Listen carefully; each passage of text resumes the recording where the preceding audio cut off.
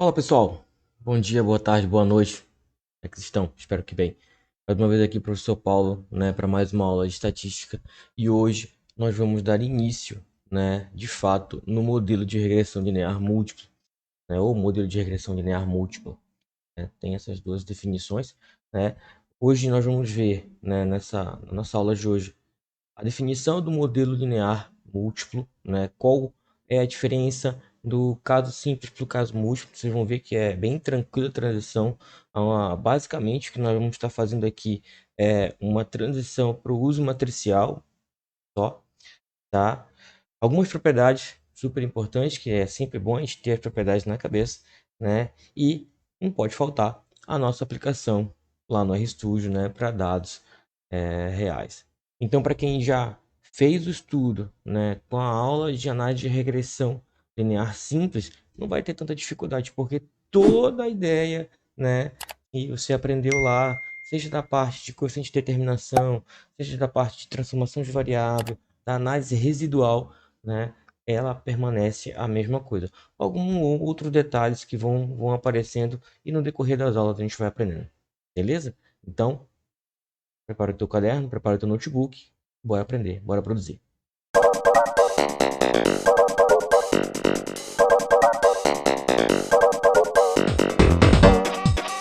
Bom, pessoal, vamos lá para nossa aula, né, que é o que interessa.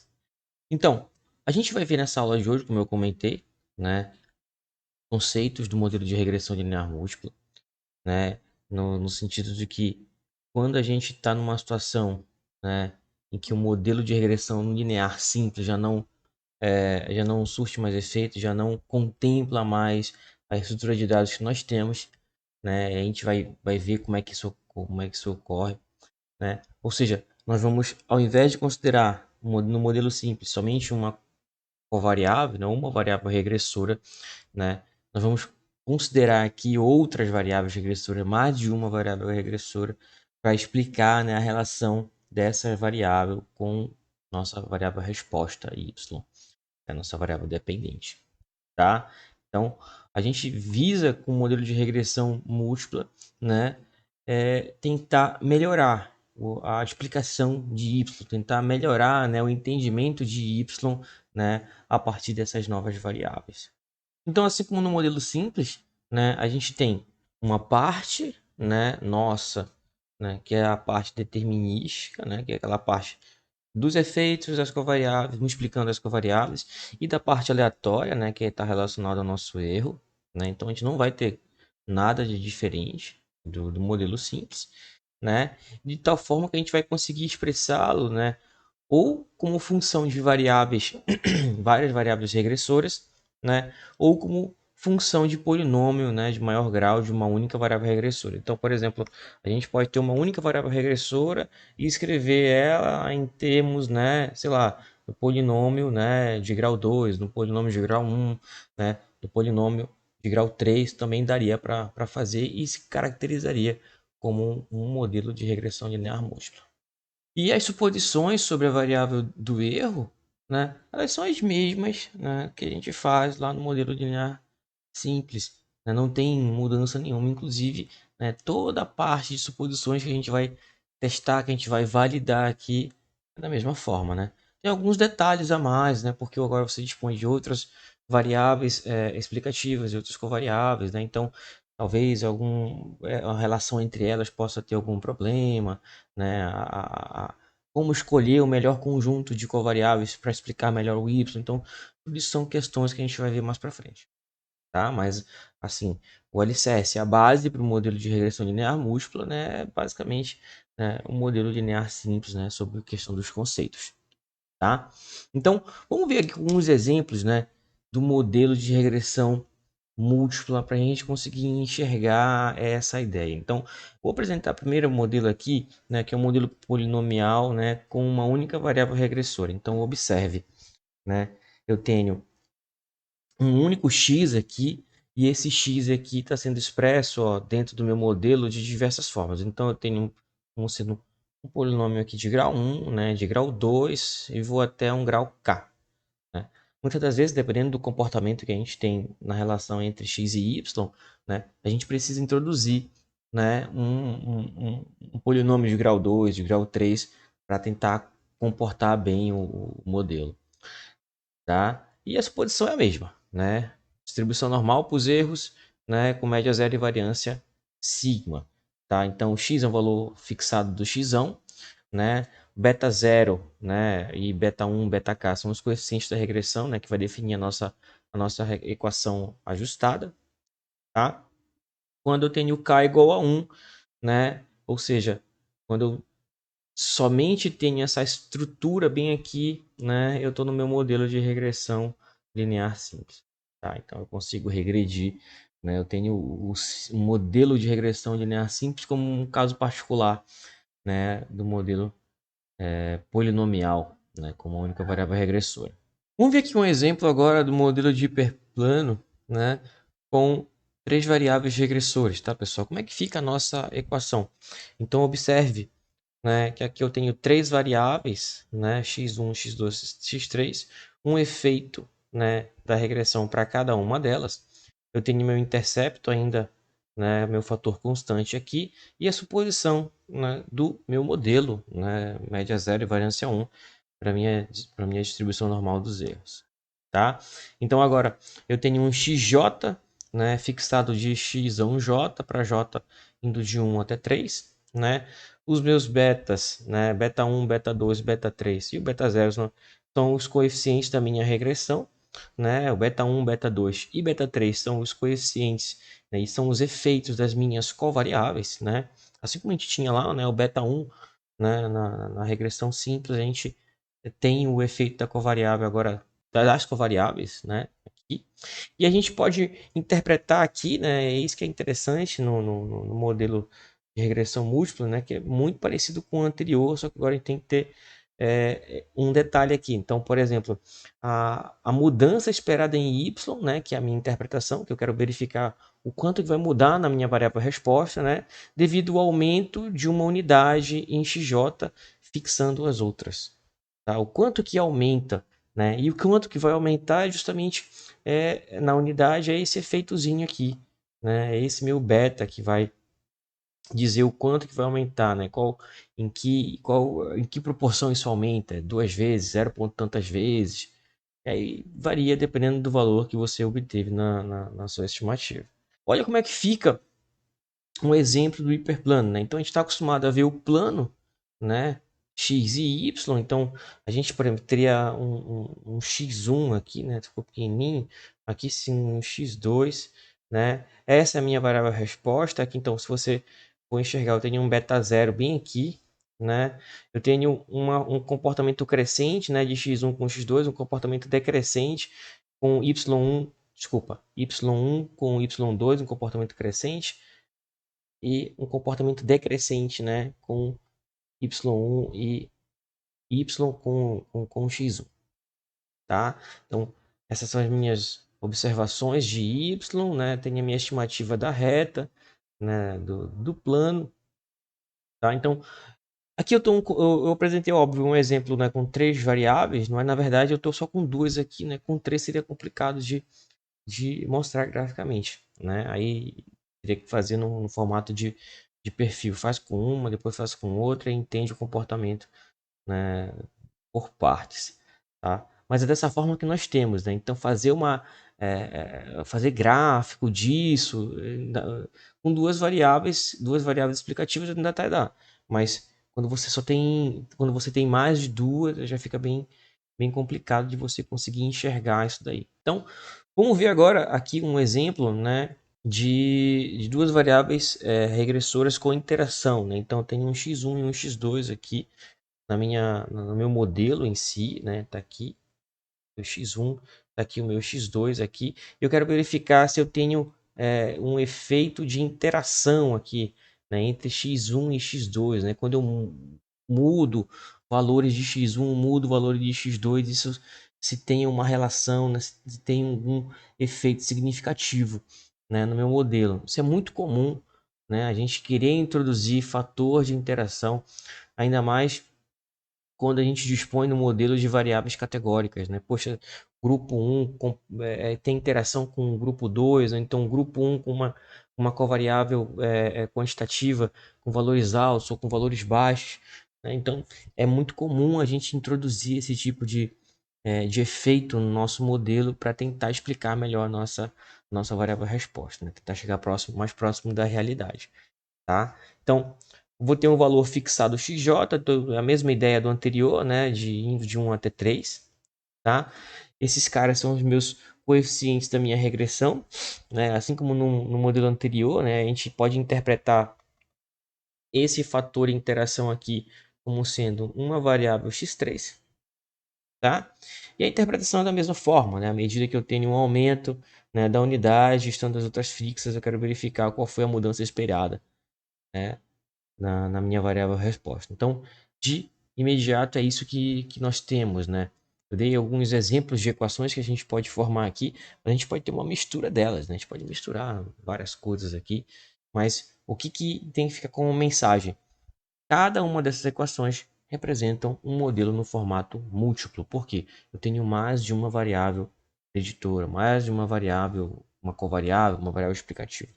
Então, baseado nas equações que nós acabamos de ver, né, a gente consegue ter uma expressão um pouco mais genérica, né? Então, qualquer livro de modelo de regressão linear, né, no caso múltiplo, né, ele vai permitir que você extrapole esses casos, colocando, por exemplo, né, eu tenho um yi, né, que eu vou ter xk, né, xp variáveis aqui, né, xp variáveis aqui, logo eu vou ter p mais 1 parâmetros de, né, de interesse aqui. Então, para cada indivíduo, né, eu tenho uma relação igual a essa daqui. E posso ter ser comportamento quadrático, ser polinômio de grau 2, polinômio de grau 3, função desses polinômios, pode ser função de interação, né, de interação entre variáveis. Então, esse é o contexto mais genérico que nós temos aqui, né, sempre baseado na nossa suposição de normalidade dos erros, né, média zero e variância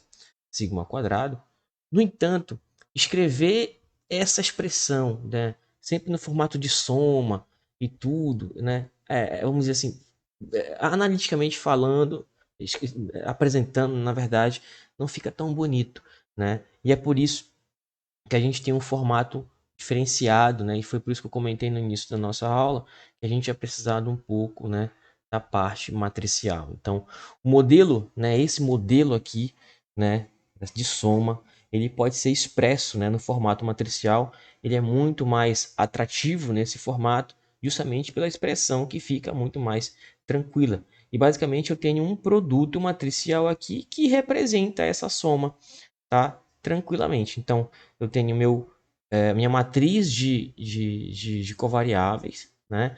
Meu vetor de parâmetros de interesse, né? Ou seja, nessa matriz de covariáveis aqui que eu estou incluindo todas as minhas covariáveis do modelo, nesse cara aqui, né? Eu estou incluindo todos os meus parâmetros que eu quero estimar, né? E aqui eu tenho meu vetor dos meus erros, tá?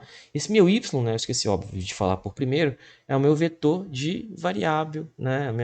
Da minha variável resposta, né? Da minha variável de interesse, tá?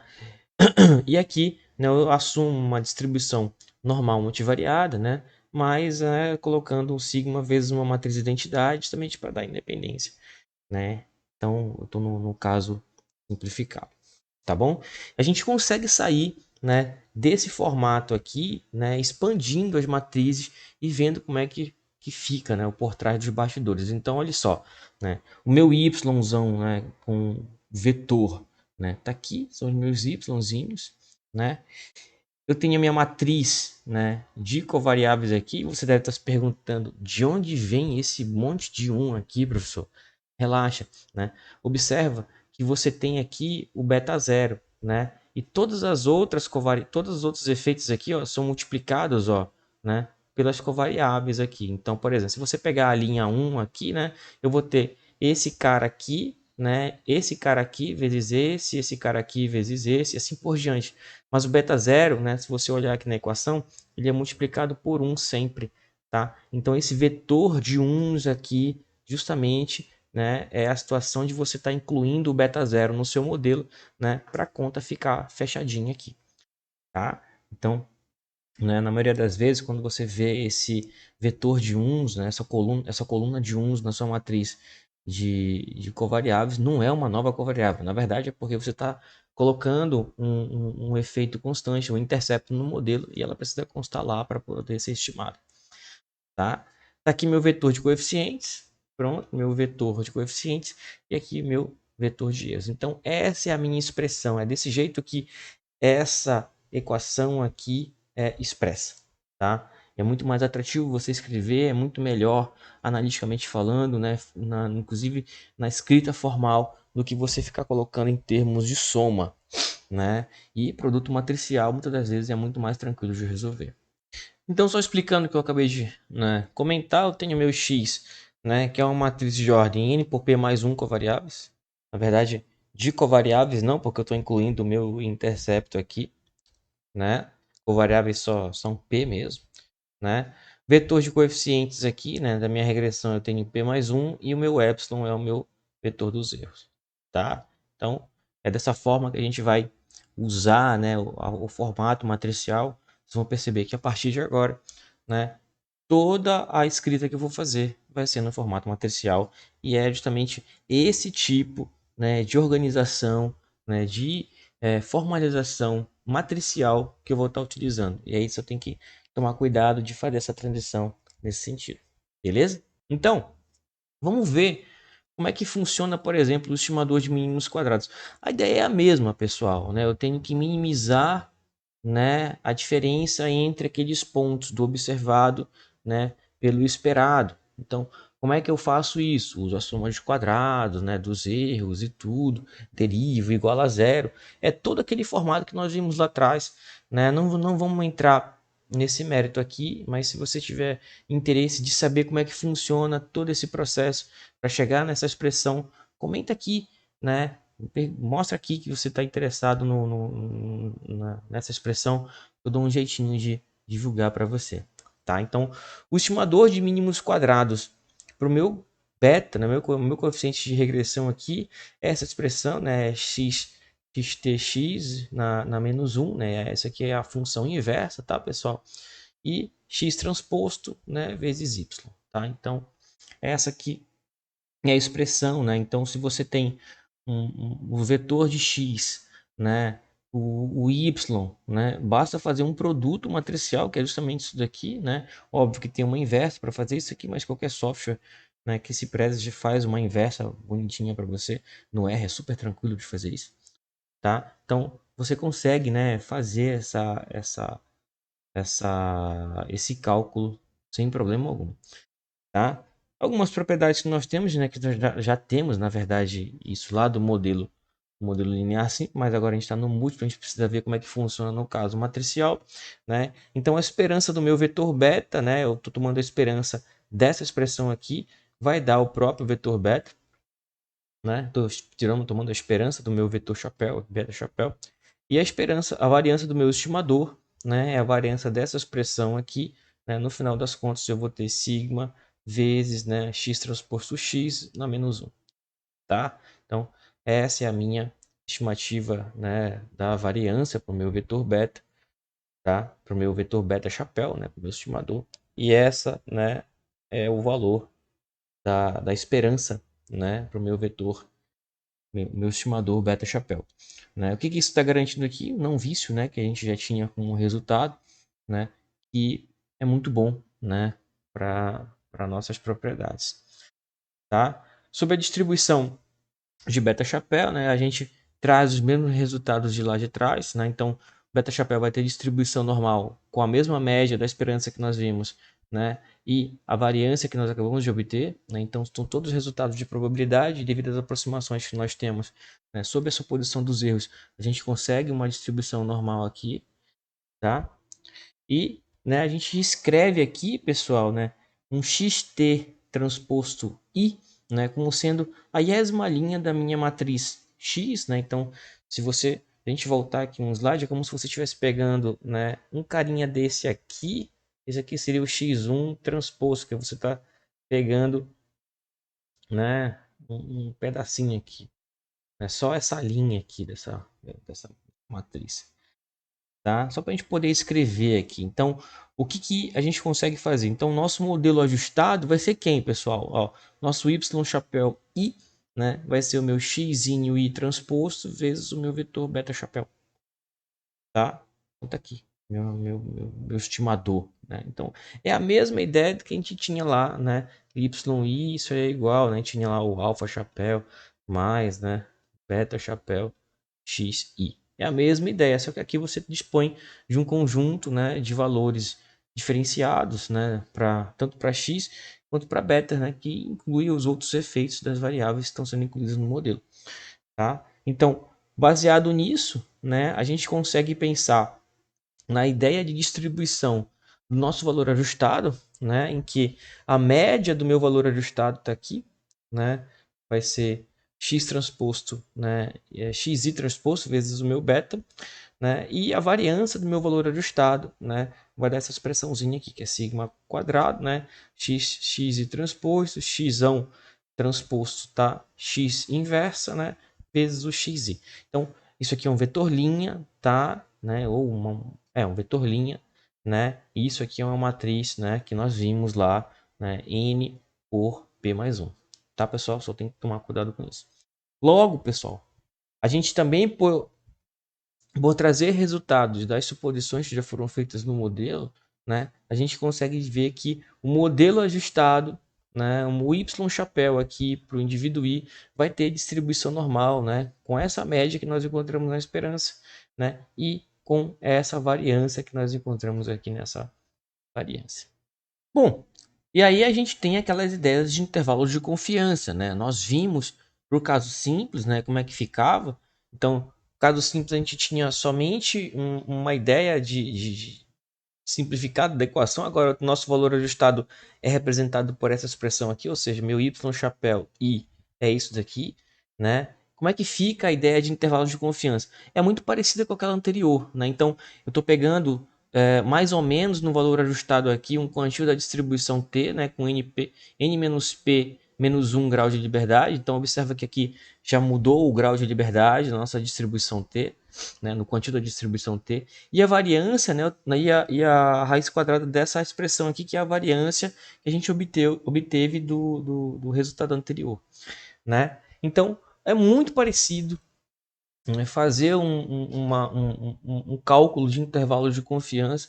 Talvez seja até mais simplificada a parte, né, de apresentação, inclusive de implementação desse intervalo de confiança, comparado no modelo simples, que é uma expressão um pouco mais chata, tá?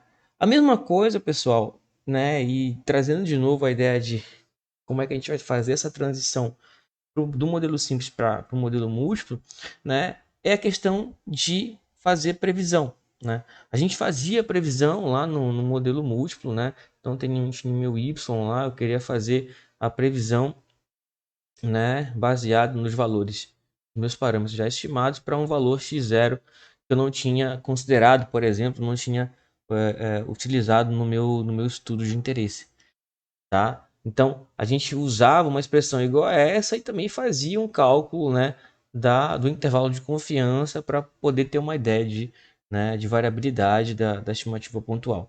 Aqui não é diferente, tá? Então, agora, ó, o que está mudando aqui, ó, eu tenho um x, né, aqui, um x0 transposto vezes os meus parâmetros de interesse, né? Ou seja, pelo meu estimador aqui, né? Parâmetro de interesse não, pelo meu vetor, né? Que envolve meus estimadores, né? O meu estimador beta, tá? Então, o meu y previsão aqui, né? Vai ser obtido, vai ser estimado a partir dessa expressão. E isso aqui é um vetor linha, né? De valores que você tem interesse de colocar para x e verificar, né? Qual que é a estimativa para y, tá bom? Né? O intervalo de confiança é muito similar ao que a gente encontrou aqui em cima, né? O que muda, né? Eu tenho uma expressão aqui, tá? Para minha um mais um somando na variabilidade aqui. E lembra, né, que eu estou sob uma ideia de previsão de um valor que eu não observei, logo a tendência é que o intervalo de confiança, né, ele tenha uma amplitude maior do que o intervalo de confiança usual, tá? Logo, né, esse sigma quadrado chapéu aqui, né? Eu até então não tinha apresentado nada, mas é a estimativa da variabilidade do modelo, né? E a gente usa, né, pegando a ideia dos resíduos que a gente vai ver já daqui a pouco, né? Então, é muito nesse sentido, né? Aquela soma de quadrados que nós temos, né? E isso aqui é exatamente o quadrado médio, né, dos resíduos, tá? Você pegar, né, eu tenho uma soma de quadrados aqui, né, dividido pelo grau de liberdade, tá? Vai ser exatamente, né, o meu quadrado médio do resíduo, que é a minha estimativa da variância, tá bom? Intervalo de confiança, né, para os betas, né? Se eu tenho intervalo de confiança dos valores estimados, eu também tenho intervalo de confiança para os valores de beta, né? Como é que a gente tem esse tipo de ideia aqui, tá? Isso aqui tá faltando um chapéuzinho bem aqui. Então, nosso intervalo de confiança para beta j, né, e para a nossa variância, né, sigma quadrado, né?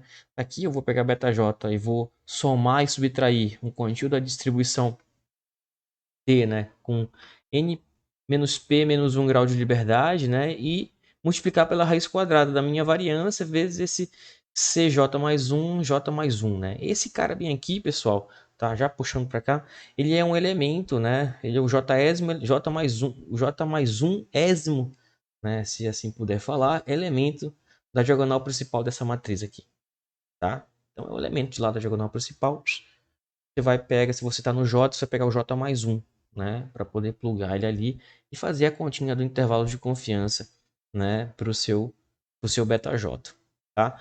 Para variância, né? Para quem já fez teste né, para variância para uma amostra, é muito parecido. Então aqui para variância, né? Eu tenho aqui uma soma de quadrados, tá? Observe, né? E eu estou dividindo aqui em ambos, né, quocientes aqui pelo quantio da distribuição aqui quadrado, tá? Então aqui quadrado com n menos p grau de liberdade, né? Aqui uma aqui quadrado com n menos p grau de liberdade. A única coisa que está mudando aqui é a área, né, de coleta. Bom, nós vimos também lá no modelo de regressão linear simples, né, o teste F para dizer se há regressão, se fazia sentido, se era significativa a regressão, né, fazer o uso da regressão. Aqui não é diferente, tá? Só que agora, como a gente dispõe de mais de um coeficiente, né, a gente vai ter que fazer um teste, né, ANOVA, considerando, né, se em H0, se todos esses caras, né, eles têm um indicativo de serem iguais a zero, logo eu não tenho regressão aqui, não faz sentido fazer o uso da regressão com essas covariáveis que foram escolhidas, né, com as covariáveis que foram escolhidas para uma determinada situação, ou se pelo menos um é diferente de zero, ou seja, pelo menos um beta desse aqui é diferente de zero, isso me indica que eu posso escrever a minha equação, né, em função de algumas, né, variáveis. Tá? Então, o teste da ANOVA é esse daqui. Observe que muda, tá? Todo o nossa organização aqui dos graus de liberdade não são os mesmos do caso simples, é óbvio, né? Eu tenho um conjunto de covariáveis um pouco maior, tá? Mas todas as relações de soma de quadrados, né, de quadrados médios e de teste F são as mesmas, né? E a nossa decisão é baseada no teste F, que muitas das vezes ou você faz o cálculo, né, do teste F calculado, né, e compara com o F, né, tabelado, verifica se é maior, né, se é maior você rejeita, se é menor você não rejeita a hipótese H0, ou você pode simplesmente fazer, né, que na maioria das vezes o software já retorna para você, né, o uso do p-valor, sem bronca alguma, tá? E aí, né, a regra de decisão que você já está mais careca do que eu de saber, né, se eu tenho o p-valor maior com nível de significância, então, né, eu não rejeito H0, se ele é menor com nível de significância, eu rejeito H0. Tá? Então, a nossa regra de decisão vai ser essa para o teste F, e aqui eu vou estar verificando se eu tenho pelo menos um beta, né, pelo menos um efeito de covariável, né, que é diferente de zero. Tá? E aí você deve estar se perguntando, tá, beleza, vamos supor que o teste rejeite H0, que ele indique, né, que pelo menos um desse é diferente de zero, mas como é que você vai saber exatamente, né? Me diz aí, professor, como é que eu vou saber quem que é igual a zero e quem não é? Aí a gente entra agora, pessoal, nos testes individuais. A gente viu aqui o teste global, né, que é para a gente tirar a prova que de fato tem a regressão. Depois, se passar, a gente vai para os testes individuais. Então, nos testes individuais, a gente vai avaliar para cada beta K, né, que eu tenho no meu modelo, tá? E eu vou verificar para cada ele se ele é igual a zero, se ele é diferente de zero, tá? Então, observe, a gente tem um teste global pelo teste F, né? E um teste individual, só que aqui não é teste F não, aqui é um teste T, tá? Então a minha relação aqui é via teste T. Então, né, dado um nível de significância alfa, então a gente rejeita a hipótese, né, de que a contribuição da covariável não é significativa. Então, se ela não é significativa, então isso indica, né, que beta zero, beta K é igual a zero, tá? Então, é essa aqui a minha a minha ideia, a nossa ideia aqui no modelo, né, de regressão linear múltipla. Vou testar cada efeito individualmente. Ah, professor, vou ter que fazer um teste nesse sentido aqui e avaliar o valor calculado? Pode, se você quiser. Mas na maioria dos softwares, assim como no teste F, nós vimos no slide anterior, tudo também vai ser em função do p-valor, tá? E aí a regra de decisão é a mesma, né? P-valor pequeno, p-valor maior que nível de significância estipulado, né? Você não rejeita, né? P-valor menor que o nível de significância estipulado, você rejeita, tá? E óbvio que se você está ajustando um modelo, né? A tendência, né, é que você queira que, né, esse p-valor seja menor que o nível de significância, seja sempre vai querer rejeitar H0, né? Ou seja, rejeitar H0 é dizer que a minha variável ela é significativa para o modelo.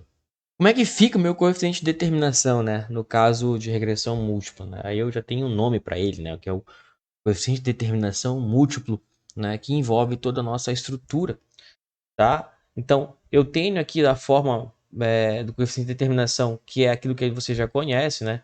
Soma de quadrado da regressão dividido pela soma de quadrado total, vai ser um valor de 0 até 1, né? Ou você pode também fazer a conta no formato matricial, tá, pessoal? Então, eu tenho meu vetor transposto de respostas, vetor de resposta não transposto. Esse x1 aqui é a nossa matriz de covariáveis subtraídos cada valor da média, tá? Então é isso que nós temos aqui para o cálculo, se caso você queira fazer uma implementação, né, mais detalhada do coeficiente de determinação, tá bom? E tudo isso aqui está sendo dividido por uma soma de quadrados nos valores de y, tá? Então estou pegando aqui. A interpretação ela é a mesma daquilo que você está acostumado a fazer, né? Ou seja, qual é a proporção, né, da variabilidade dos valores observados? Está sendo explicado, né, pelas covariáveis em questão, né? Ou seja, eu estou escrevendo y em termos de outras covariáveis, né? Qual é a proporção explicada por essas variáveis? É muito, é pouco? Espera-se que, né, esse R seja, né, bem grande, como a gente comentou nas aulas anteriores. E por fim, a questão da teoria, né? Os resíduos, né? O resíduo, como é que eu calculo o resíduo, né, desse modelo? Então, a gente tinha lá, né, no resíduo era o observado menos o esperado, né, menos o valor ajustado. Esse cara aqui dava o meu resíduo, né, o resíduo I. Você pode pensar da mesma forma que então eu tenho, né, meu vetor, né, de resíduos aqui, tá aqui, meu vetor estimado, né, de resíduos.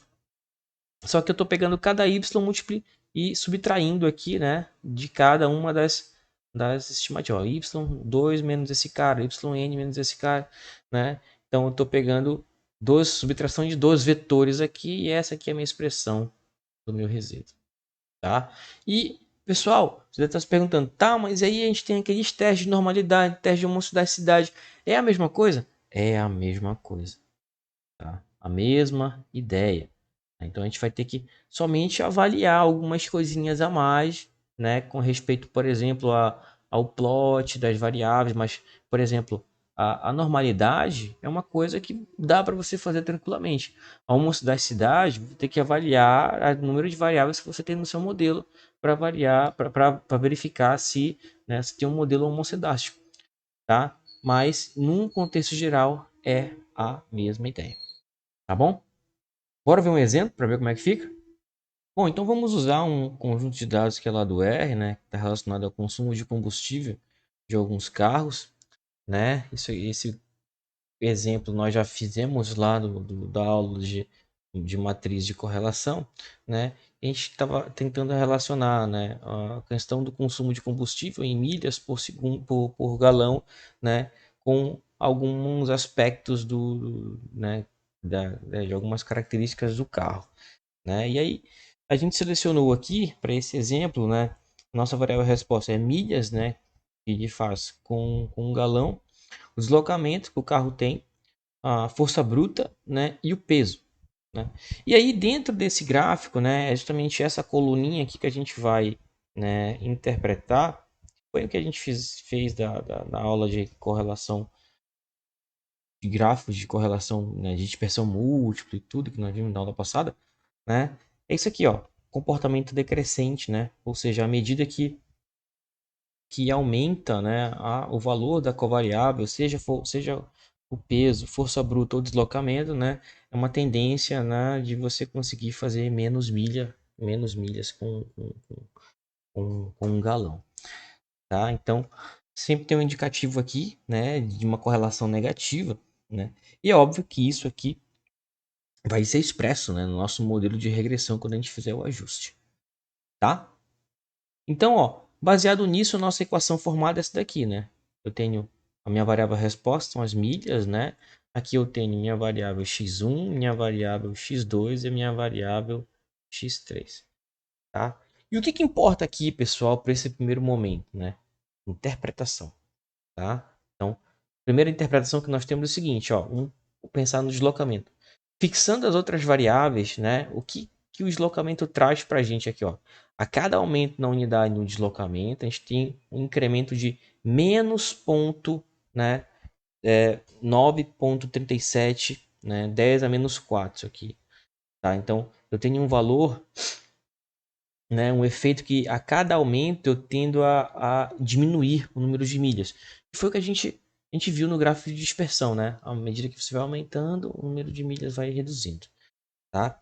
A ideia para a potência bruta, né? Cada aumento da unidade de potência bruta, né? A gente tem um incremento de menos 0,0 menos 0,03116, né? Na redução do número de milhas, tá? Então a gente tende a ter uma redução no número de milhas e o efeito, né, de cada unidade aumentada, né, é isso daqui, tá bom? E no peso, né, ou seja, quanto mais pesado, né, for o carro, né, em questão de estrutura, né, menor vai ser o valor aqui, que é o que ele está dizendo para a gente, né, a respeito do número de milhas, né? Então, quanto aumenta uma unidade de peso, né, eu tenho um incremento aqui de menos ponto, né, 30, de menos 3,80, né, 0,89, tá? Então, esse é o valor de incremento negativo, que também faz sentido com o gráfico de dispersão que a gente viu, né, no slide anterior, tá bom? Então, essa aqui é a saída lá do R, né, quando a gente faz o ajuste do modelo, né, e a gente tem algumas coisas para se tirar daqui, que a gente talvez não atentava tanto para o anterior, né? Então tem a saída dos resíduos, que depois a gente vai trabalhar, isso aqui, né? Tem a questão do intercepto, nossa estimativa de beta 0, né? Beta 1, beta 2, né? E beta 3, tá? Então eu tenho aqui os testes de significâncias individuais, então tá aqui. Esse aqui são os testes individuais. E eu tenho o meu teste global bem aqui, ó, tá? Então, teste global e os testes individual.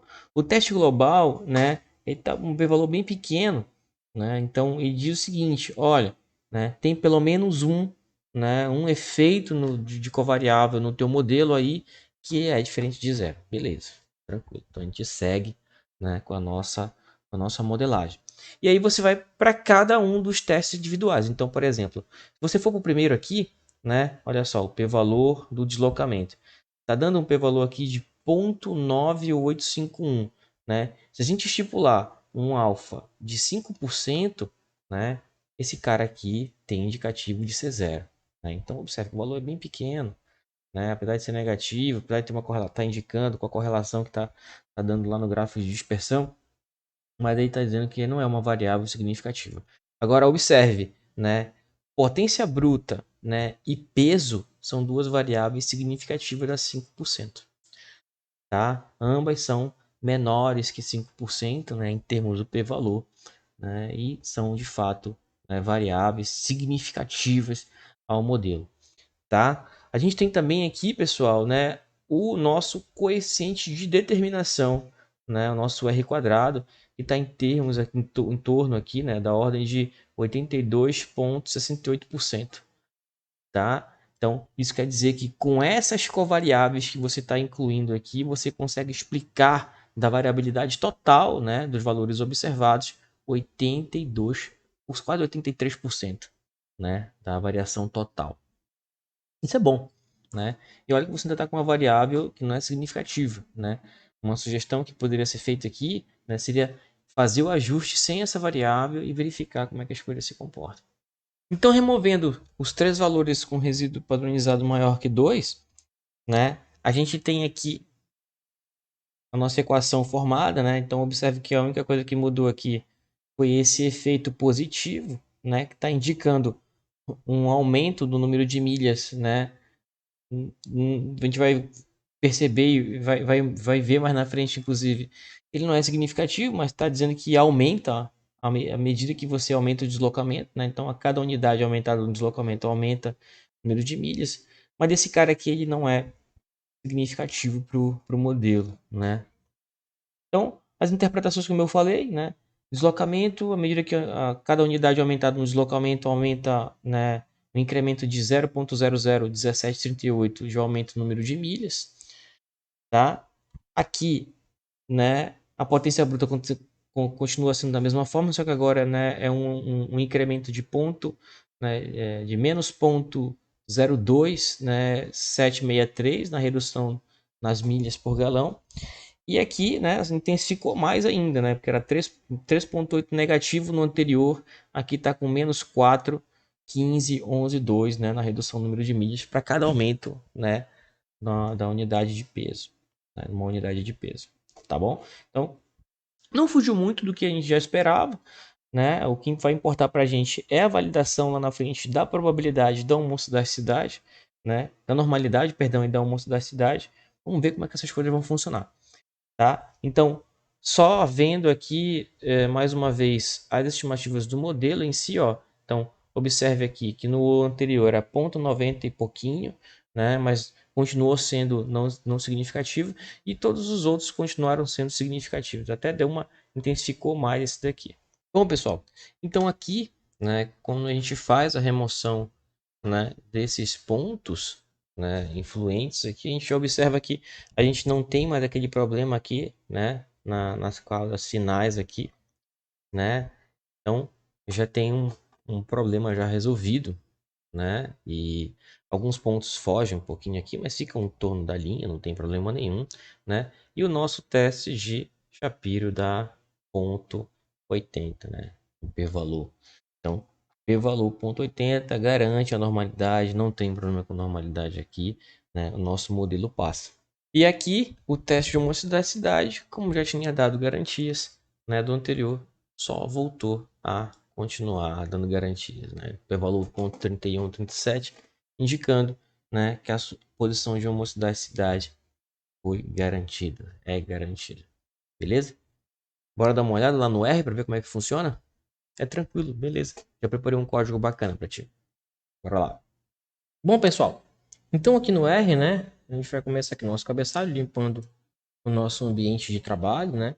Aqui os pacotes que nós vamos precisar para esse primeiro, né, para esse primeiro contato com o modelo, né? Então tem a parte gráfica, manipulação de dados, o gráfico de dispersão que nós já vimos para matriz de correlação múltipla, tá? Aqui os nossos dados, né? Os dados lá do conjunto de dados do R, né? O MTCars, falando a respeito de milhas por galão, o deslocamento, potência bruta e o peso, né?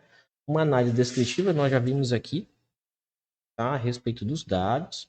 Vimos também através do GGPairs né, o gráfico de dispersão, tá, que ele faz para gente, bonitinho. Tá aqui o nosso gráfico de dispersão, né? E o que que muda do modelo, né? Usar a função LM para o modelo de regressão linear múltiplo, né? Então aqui você vai entrar com a sua variável resposta e aqui, ó, né? As variáveis dependentes. Então vai ser a primeira variável independente, mais a segunda independente, mais a terceira independente, e vai colocando, né? Se você tem várias, né, variáveis. Ah, eu quero botar interação, quero botar potência, né? Então, por exemplo, no caso de potência, você poderia vir aqui e levar ao quadrado. Ou criar essa variável fora e jogar lá dentro como sendo uma variável nova. Ah, eu quero interação entre variáveis, então eu posso colocar uma coisa do tipo aqui, assim, né? A potência bruta, né? Pronto, tá aqui, eu tenho interação essas variáveis aqui, tá? Então dá para fazer assim. Né? Tirar daqui para a gente não misturar, tá? Mas o ajuste, né, é bem simples, é nesse formato que você vai vir e organizar, né, o seu modelo múltiplo, tá bom? Aqui, pedi meu modelo, né? Ele retorna as estimativas dos parâmetros, né? Beta 0, beta 1, beta 2, beta 3, né? Que nós vimos lá na nossa aula, né? O summary faz um resumo do ajuste, né? Então, deixa eu dar só uma aumentada aqui na tela. Aqui, né? Então, todas aquelas informações que eu mostrei lá a respeito de testes individuais, né? Coeficiente de determinação e o teste F, o teste global, né? Estão todos aqui nessa saída, né? Bom, temos aqui os resíduos padronizados, tá? A gente, a gente vai precisar colocar, né, lá no nosso banco de dados. Vou fazer o teste de normalidade, né? Como eu tinha feito em aula, tá aqui, ele rejeitou H0 a 5%, né? E o gráfico do que é plot, né? Também mostrando esses pontos aqui. Então eu tenho os valores do teórico, né? Esse aqui são os meus valores de resíduo do modelo. Estou comparando um com o outro, né? Então eu tenho aqui esses carinhas aqui do meu resíduo observado com valor muito grande, tá? Valor super grande de resíduo, né? A gente fez também o teste de homocidade, né? Então aqui, homocidade e não houve problema, tranquilamente, né? Garantida a ideia de variância constante. Tá? E aí a proposta que eu fiz, ao invés de fazer uma transformação, foi remover, já que são poucos pontos, remove esses 3 pontos, né, e reajuste o modelo para ver o que isso acontece. Então, eu usei aqui a função filter dentro do meu conjunto de dados, né? Aqui dados, né, e pedi para ele considerar somente que tem resíduo, né, menor ou igual que 2. Tá? Então, eu guardei num outro objeto, que eu chamei esse dados reduzido aqui, né? Rodei aqui. Tá? Então, vão sair só 3 indivíduos, né? 3 elementos, daí 3 carros, na verdade. Então, só tem que tomar o cuidado de fazer a substituição do conjunto de dados correto agora, menos os 3 elementos, né? E o resto, né, é a minha variável resposta em função dessas minhas 3 variáveis, né, independentes. Tá? Então, deixa eu rodar meu modelo novo, tá? Tá aqui o resultado do meu modelo. Vou pedir um resumo dele, tá? E pronto, bonitinho, né? Então, não se manteve a mesma estrutura, né? Essa única variável aqui é a única não significativa, né? Tem um P maior que 5%, tá? O teste F apontou uma significância do modelo em si, então pelo menos uma, né? Tem um beta igual diferente de zero. Na verdade, eu tenho 1, 2, né? Diferente de zero, tá? Vou refazer o teste de normalidade, teste de Shapiro, tá aqui, né? Ponto 80. Então aqui a gente já consegue ter uma aceitação bem legal do teste de normalidade, né? Para os nossos resíduos. E, né, o nosso gráfico agora fica mais bonitinho, né? Observa que os pontos, né, ficam bem mais em cima da nossa reta x igual a y, tá? E o teste de homocidade, né? Não haveria necessidade de fazer, mas só para, né, organizar aqui, né? Indicando variância constante. Beleza? Você ficou até o final. Não esquece de se inscrever no canal se não for inscrito, né? De compartilhar esse vídeo, dar um like pra gente, né? E de comentar aqui, né? O que ficou legal, o que não ficou legal, pra gente poder melhorar, tá bom? Grande abraço e até mais.